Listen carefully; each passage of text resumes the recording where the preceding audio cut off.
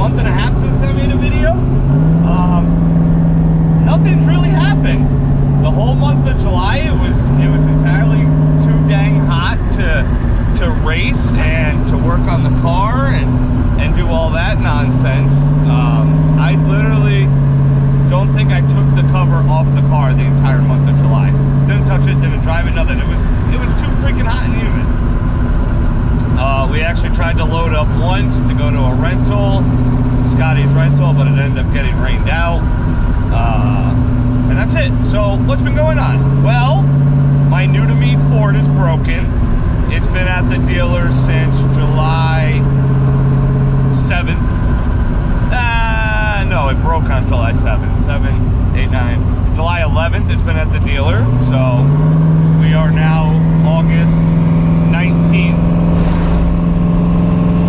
The high pressure fuel pump shit out. And if anybody knows about the CP4s blowing up, it takes the entire fuel system with it. It's a very expensive and labor-intensive repair. I think the contamination kit from Ford, my cost is $4,500. The truck's got a platinum warranty on it. The truck is just outside of normal powertrain warranty. It's in by mileage, out by day. They're trying to say there's contamination. I pulled the whole fuel system apart before it went. I pulled the fuel pressure regulator out, the fuel flow sensors, lines off the injectors. I pulled a lot of sections of the fuel system apart, took a fuel sample out of the upper fuel filter, and guess what? There was zero signs of contamination, zero rust, zero corrosion. Found specks of metal, which, you know, when the CP4 comes apart, I fully expect that. So now it's escalating up to Ford of America, Ford Corporate, to find out why, even though they know there's class action lawsuits against them, actually against all three, the big three, that this pump is an issue. It's been an issue for years, and they won't stand behind a warranty that costs thousands of dollars to pay for. So that's been on the plate past month. And then this past week, my white truck, the Denali, developed a lifter tick. Yeah, buddy. I don't have the money to upgrade right now, as my Ford's in limbo. I spent $3,000+ on registering it a month ago. The Ford, and now there's a chance that this could cost me $4,500. So I have no money to spend on anything else right now. So the Denali, I started tearing it apart yesterday. I started tearing it apart yesterday. I got the passenger cylinder head off because that's where I thought the issue was. It wasn't. I pulled all the lifters out. I'm going to double check them again, as that was the end of the day yesterday. And I was tired, so I might have just missed something. But today we're going to pull the driver head off of it, see what we can find. I mean, I don't, someone said to me, "You sure it's not a rod bearing?" I'm like, well, no, but I drove it for probably about another 85 miles or 100 miles since it started making the noise. Started making the noise Wednesday. I finished driving home Wednesday, drove to work Thursday, drove home, and then drove back Friday. And it's about 25 miles each way. So, you know, there's a good chance it's about 100 miles. And from my experience, when a rod bearing gets heated up, it's usually, you know, pretty quickly to cease to operate right after that. So that's why I think it's a lifter. And when it first started making the noise, it sounded like like the wheels skipping on the cam. So it's getting reused head gaskets, it's getting some new valve cover gaskets, it's getting used lifters that Dave has. He pulled out of, you know, he works for GM, so when he does warranty stuff, or, you know, when he sells a lifter job, he ends up with some good lifters. So this is a a patch. This is a band-aid for now, just to get me by. Because as of right now, my only operating vehicle is, as you can tell, the Mustang.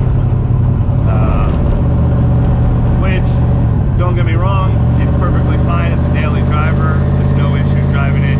I don't want to drive it in the rain. Not that it can't, it's because I don't want to freaking clean it afterwards. I hate cleaning it. I wiped it down for the first time the other day when I drove it to work. So right now, the plan, the rest of the racing season plan is September 15th. Scotty has another rental at Lebanon, 8th Mile rental. We're gonna go to that. We're gonna see how we do. Supposedly it's gonna be prepped, it's gonna be dragged and rotated, yada yada yada. All this happy shit.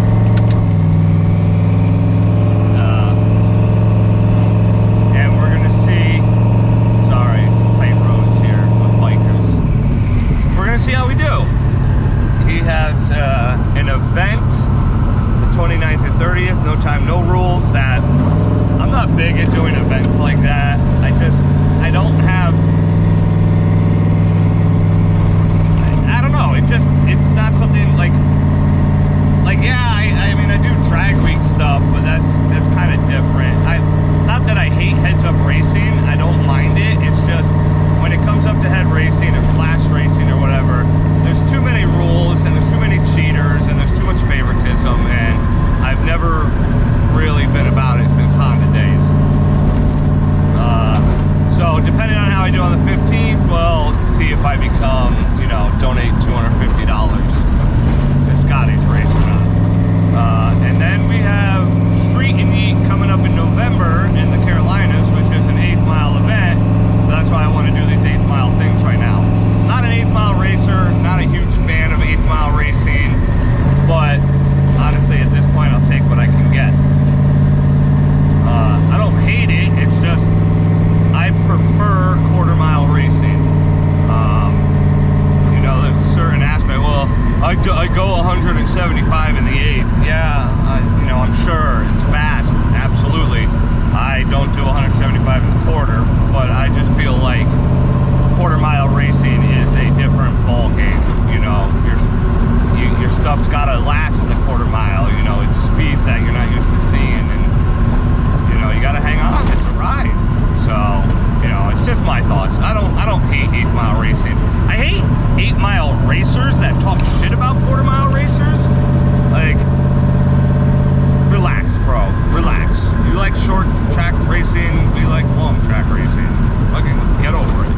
Get over yourself, too. So, anyway, we are gonna go hopefully get the Denali all back together. And tonight I'm taking my boy camping to the backyard. I went to go set up my tent this morning, and which I haven't set up in probably for myself in 10 years. And the poles are missing, so I made a quick trip to Walmart, picked up a cheapo tent, because it's something I want to see if he'll enjoy.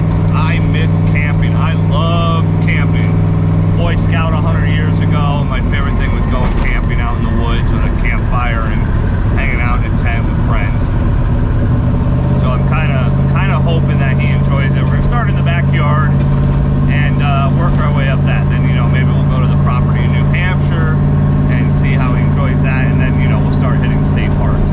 Someone said to me, you should start a YouTube channel for your camping, and I was like, man, there are a lot of camping YouTube channels. There's a lot of car channels too. But I've been doing this for like 5 years now.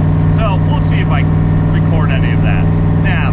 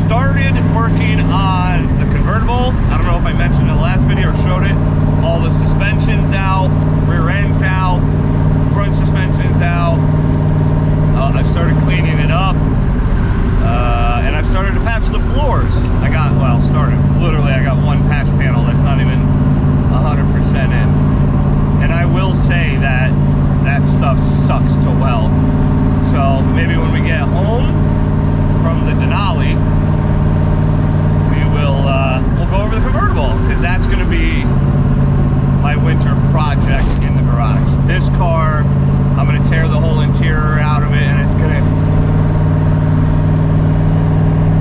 if I have the money, it's gonna get a 25.5. So, but this isn't getting torn apart until I have the money for the 25.5. So the convertible is gonna be full steam ahead. I don't know why this thing is lean, so lean on decel. You can probably hear it popping in the video. Like 17.0. It's popping. Got my burp platoon! Yes! No, absolutely not. So, yeah, let's get to the shop.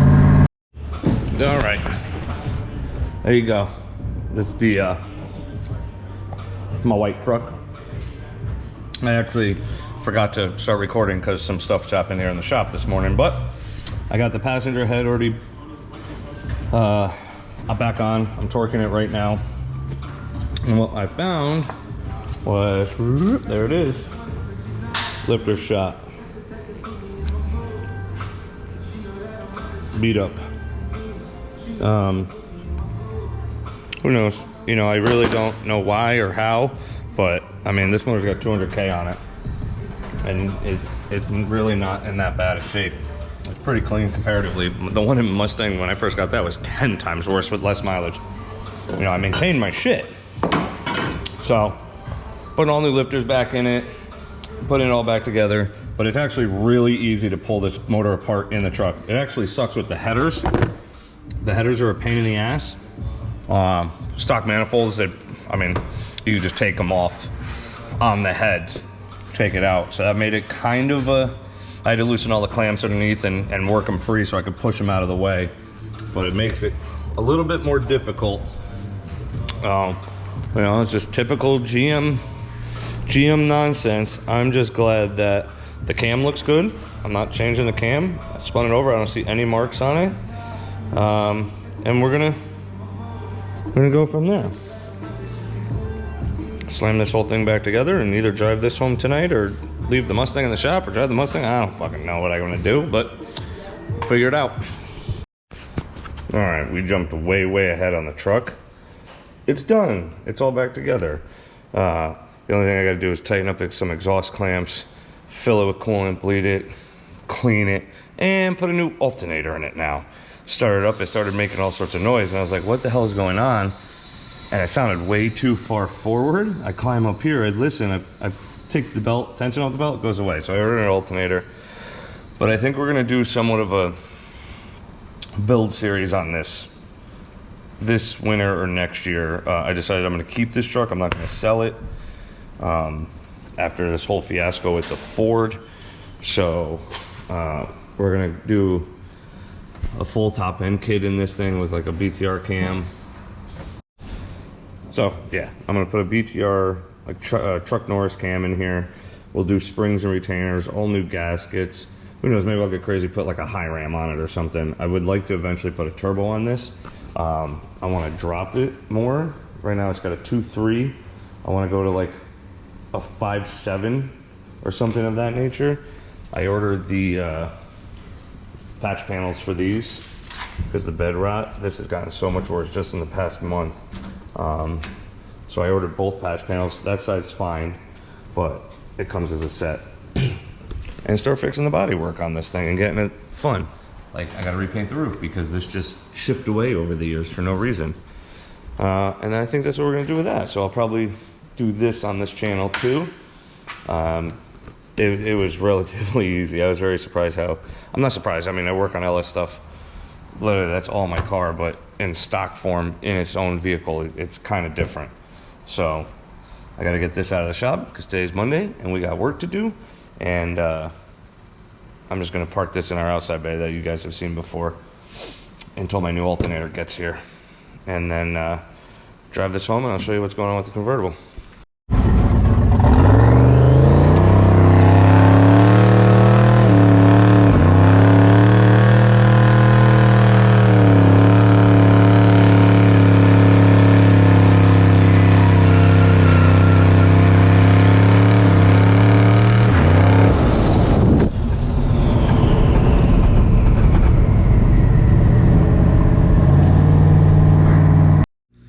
Alright guys, this is obviously a jumble of videos over a tense amount of time.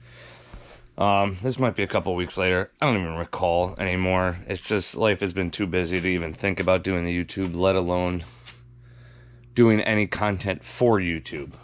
So I think I left off talking about the convertible, coming home, showing you guys that. I don't remember where we left off showing you guys that, but I got the whole AJE subframe in it. It's only in there loosely because I got to paint this engine bay, but I wanted to mock it up and see if everything's good, which seems to be. I got to finish taking out the brake lines and the wiper motor and, you know, odds and ends, throttle cable and stuff like that.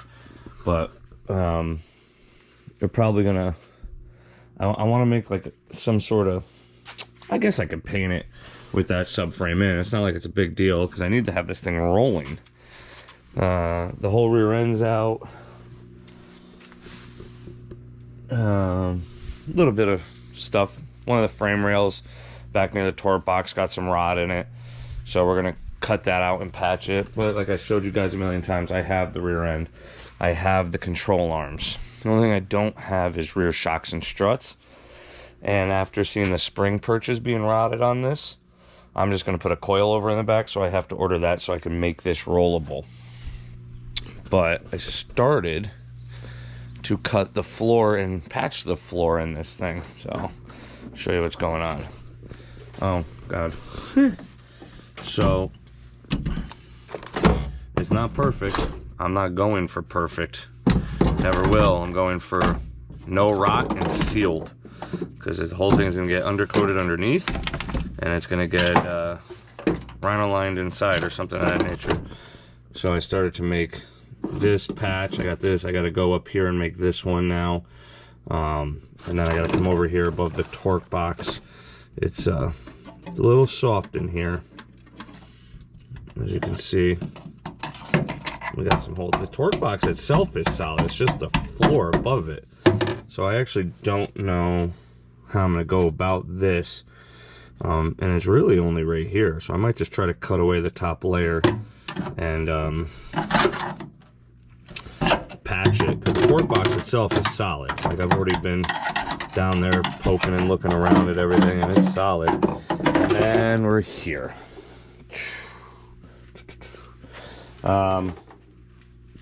Now, it was rusty. Right, it was rusty like this, and then I took this bad mamma jamma and I started cleaning the rust off of it, and as I was doing that, there was just pinholes popping up everywhere.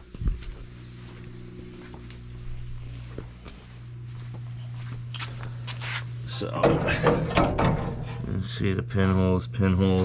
Literally, the rust was covering all these small pinholes. Because originally, I was just going to cut this along this frame and replace this rear pan, but then I started getting up into here, you know, you know, and it's literally, I didn't see any of these pinholes. It was all rust covering it. So that all got cut out. And this is where I'm in the predicament now. I wanted to just do this quick, easy, and cheap.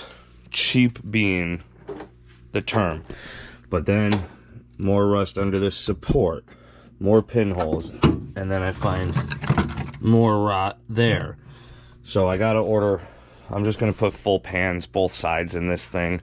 I don't really have a choice. I'm gonna be here for, I don't know, 2 months patching, just chasing it as it goes. So at this point, I'd rather just spend the $270 on the pans, and then the, I don't know, this thing's like 80 bucks or whatever it is to replace that.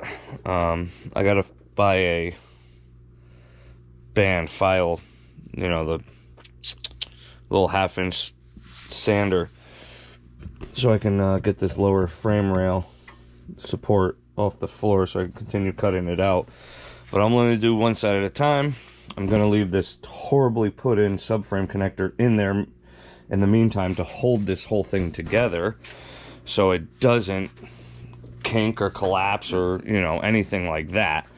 It makes me very nervous, it being a convertible, because it's not supported at all. So we're gonna do one at a time and leave that subframe connector in until the new pan's in. But as of right now, the door still shuts just fine. So that's on hold because I got no money for that thing right now. I need to buy the pans. I need to spend about 400 bucks on sheet metal. I thought I was gonna be able to use this to patch everything, but once I dug in further, no, I'm obviously still using it for patching in other spots. Like I cut that piece out. Yep, still haven't got my Ford back, but the Denali's running great with the new lifters in it, and I decided I'm gonna keep that. I don't know if I said that, I'm gonna keep that. So this winter, this is all based on money because apparently I'm very broke for some reason. This winter I want to do a 5.7 drop on that and take the bed off and fix the rot on the bed. But you know, there's more patch material there from the other car. But what we're gonna do is, this is on hold. I might get the stuff underneath done so I at least get the rear end slung in it and all that stuff. But what we're doing is we're gonna do a little bit of work on this thing to get this ready for the track next Friday. Maybe I'll have this video out before then. We're gonna hopefully go to Scotty's rental at Lebanon and 8th Mile rental, shake this thing down, try to get this thing to at least go into the teens. What the hell is all over the car? Into the teens. Oh.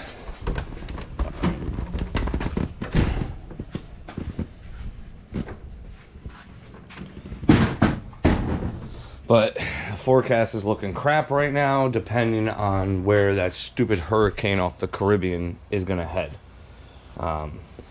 Yeah, but we're still gonna get this thing ready. Still gonna get it in the trailer and still get ready to go. So the one, I only really have to do one thing to this, and I found this last week.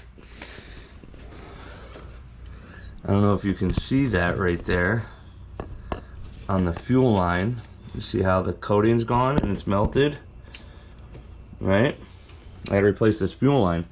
So what I believe happened, which I didn't even think about, that first pass last time out was like 40 pounds of boost, all sorts of issues with the tune because of the switch to V6 300 on the Holly. Pre-intercooler temps were almost 500 degrees. So I have a feeling when I let off at the throttle, that hot air blew out and melted that fuel line. So I got a new hose.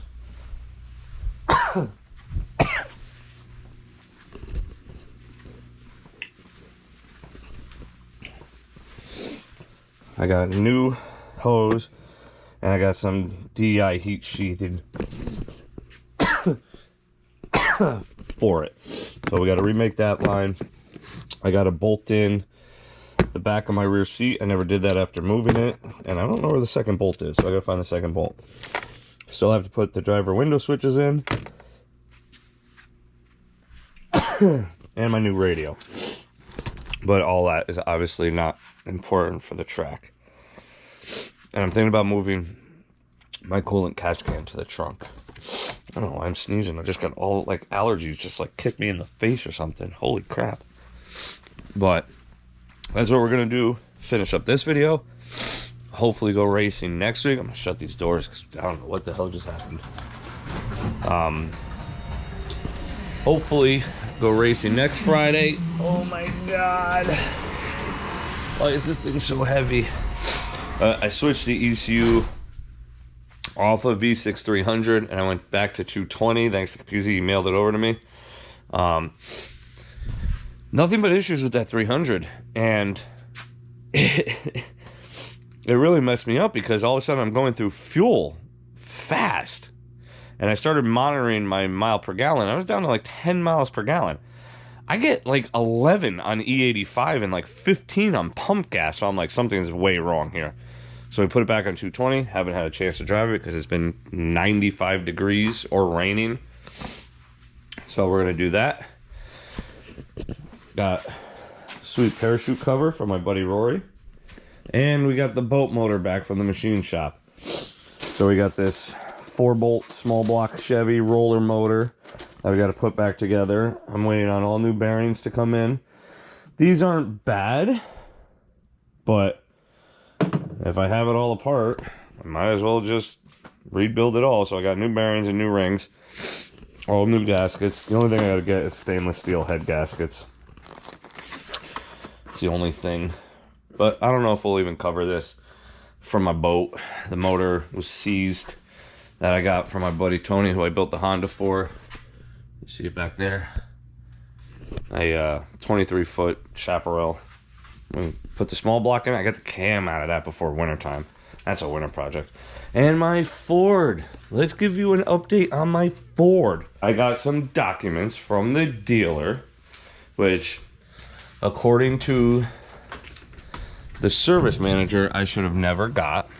And in it, it stated that the reason why they were denying the claim was lack of maintenance and rust on the tip of the pressure control valve. And I was like, ha, gotcha. Because I had pictures of the pressure control valve before I sent it there, because someone said to me, pull these things apart before you waste your time. And the pictures, I mean, the pressure control valve was spotless. The whole system was spotless from what I saw. And I have full service records for that truck using all Ford parts, so BS. So I called the warranty company and I'm like, look, I got these pictures time stated and damped and time stamped and dated showing these pieces, and they're like, oh, well, there's a stain on it. I'm like, it's not rust. Stop lying, do the right thing. Call back a week later. They're fully approved the coverage on that thing. It is going to get fully fixed. That was 2 weeks ago. They said the parts were on a 2-week hold. Some of the lines were on back order or something, so that should get released end of this week, beginning of next week. And I'm praying I get my truck back next week before we go to the track. It just makes life easier. That truck has now been down. What's today? That truck has been down September 9th. That truck has been down over 2 months now. July 7th, that thing broke. And it took this long for Ford to do the right thing. You know, it's a very expensive repair. Even at my prices on everything, it was $4,500 just for parts. So, I gotta get that back. Hopefully, fingers crossed this week. And then we'll go from there and I can stop being so crazy. But, yeah, so let's get the fuel line ripped off the green car. Let's get my rigged window switches out of it and get all the factory stuff in it. All right? That was almost a very bad day. That would have cost literally the whole car.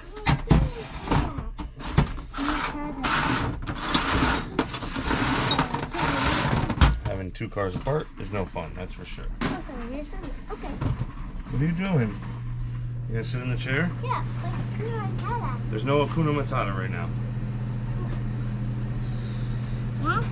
So we gotta take this apart These things. and replace the hose. We're gonna use the fittings. There's nothing wrong with the fittings.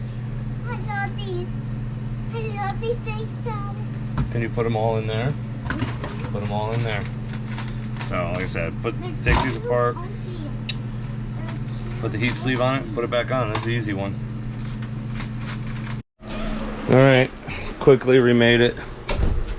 All good to go now. Let's fire this thing up.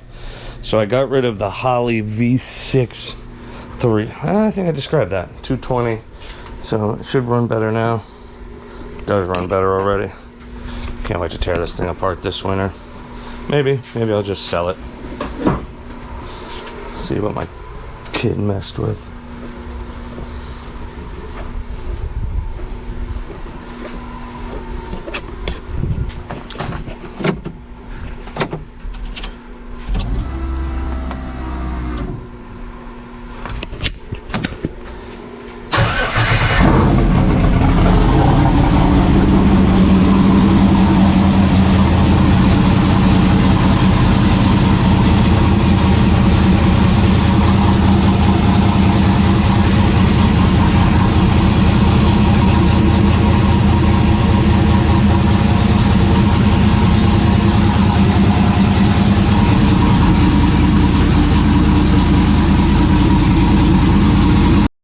All right, got the fuel line in. Oh, don't mind my, I love this. This is probably the nicest headlamp I've bought. It has its place. I wouldn't get rid of my other ones. This one just floods the area, so if I'm working in a dark car like this, it's perfect. But if I need to see like somewhere, it's not the one. It doesn't shine very far. But I mean, it's hard to see. But so my harness didn't have power to the CAN plug for a second screen. You see I mounted a separate screen here. One day I'm going to put the 12-inch in and get rid of both of these. But what this is for is it's going to just show oil pressure, fuel pressure, you know, converter pressure or something of that nature. Just so as a quick look at.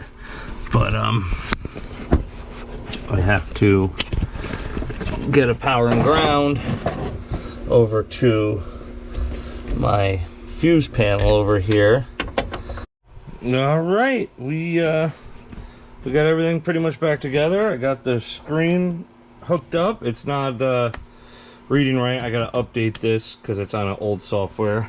I got the window switches in, all the wiring done. You know, can't beat factory switches. You know, I was really like, there's a huge part of me that wants to do race car stuff, and I really wanted to stick those 2 switches I had just, you know, right in here, blah, done. But you know what? There's just something about a car that goes bottom 8s and uses factory equipment, you know. You know, all this stuff works. You know, it's crap. The wipers don't work the best, but they work. And it's all in factory switches.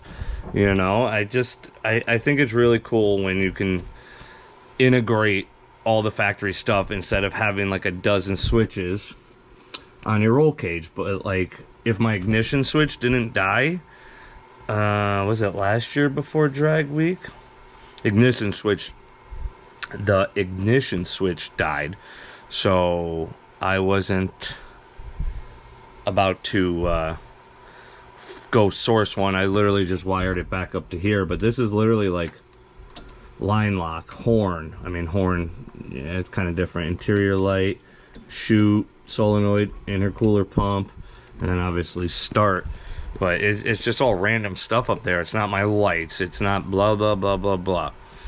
To get the car to operate, all the factory stuff works, you know, which I like. So the only thing, like I said, I got the factory switches in. I got one factory grill. I got to get the other one, and I got to order some speakers that fit behind the grill. Before I had them surface mounted, I absolutely hated it. That's why I need new speaker grills. And I got to replace the radio. That one, it died. I really liked that radio too. It was blue. It was nice. It was Bluetooth. You know, it was all the good features in it. But now it just says protect, protect, protect, protect. And yeah, so I guess it killed itself. I don't know what happened there. But I replaced the fuel line. I mean, the screen wasn't part of it, but replaced this fuel line. Got the windows working again. The only thing I got to do is put the tires on, drain the fuel. We're probably going to drop the rear control arms down to the last hole on the rear end to get some more bite out of this thing, to try to actually get it to separate, because right now it's like it's just leaving. Like the whole car is coming up and then leaving. It's not separating the rear. I have a shock sensor back there. It's not wired. I have no ambition to wire it because I haven't wired the front. I had a drive shaft speed sensor collar. The collar loosened up again, and this time it ate the sensor, so I'm not willing. I'm gonna probably change that collar out to a Davis, but I'm not doing it right now. You know, it is what it is. So yeah, I think we're gonna end this here. This video is probably way freaking long. Way too much Rambletron going on here, but it's you know, that's what's going on in my life right now. I don't have too much time to devote to this thing with everything else going on. But hopefully next year that'll change, you know, after we're in business a year and pretty much everything's squared away and centered and straight. But yep. Oh, another thunderstorm rolling in. The thunderstorm last night kept me up for an hour. It was so loud in this neighborhood, it was setting off car alarms. So anyway, guys, it's been a long time. I hope some of y'all still stick around, even though we haven't really been doing anything. We got a lot of projects coming this winter. A lot, so I hope you stick around, because I will film it. Between the convertible and the green car should be getting a new roll cage, well, upgrading the roll cage. And repaint. I'm going to rip the whole drivetrain out. Tranny didn't go back last winter, so it's going to go back this winter. Converter, I think I'm going to send out and have it turn into a bolt together, which PTC does apparently, like $1,100. We'll see where we get this winter. I'd love to throw 10 grand at that car this winter, but don't know if it's going to happen, especially when we're building this. And we're going to start working on the truck. I don't know if we'll even get to the truck this winter, but we'll see. Anyway, get in your garage, grab a cold drink, get to work on your hot rod. Have a great day, guys.